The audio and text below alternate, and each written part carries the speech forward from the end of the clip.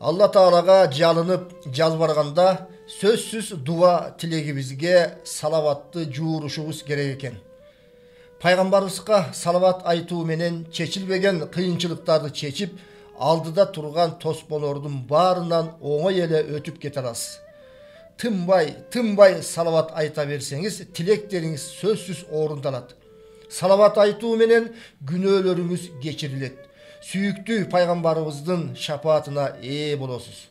Салават айтуу менен сиз күтпөгөн Алла Тааланын белектерине кездешесиз. Салават айтуу менен өмүрүңүз узун болот.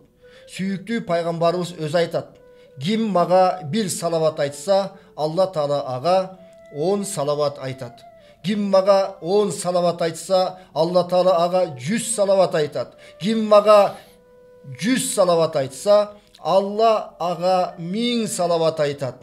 Элестетиңизчи, улуу жараткан Алла Таала сизге салават айтып жатканын.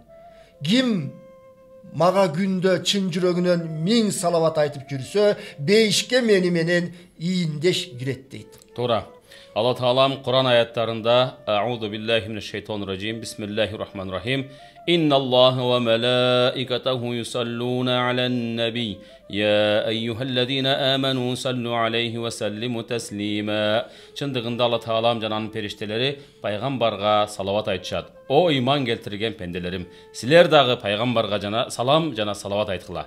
Демек, салават айтууну менен Алла Таалам күнөөңүздү тазалайт. Жана сизди бактылуу кылат. Улуу аалым Хасан аль-Басри мындай деп айткан: бир күнү бир аял эне өлгөн кызынан, мархум болгон кызына дуа кылыңыз деп суранып калат. Себеби түшүндө кызын көргүсү келип, кыйналган абалда көрөт. Хасан аль-Басри дуа кылып, андан кийин дуа кылып жүрөт. Бир күнү түшүндө кызды бейиштей болгон сонун жерде жүргөнүн көрөт.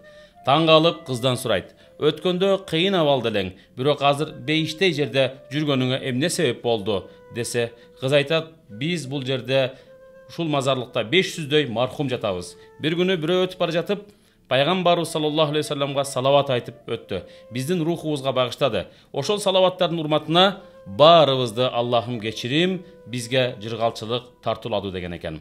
Пайгамбарыбыз саллаллаху алейхи вассалам бир хадисинде Абдуллах ибн Мас'уд радиаллаху анху кала Расулуллах саллаллаху алейхи вассалам аулан наси би яумал кыямати аксарухум алейя салатан.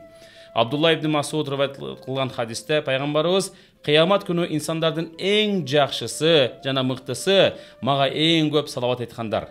Келиңиздер, көп салават айтып, пайгамбарыбыз менен кошуна бололу саллаллаху алейхи вассалам.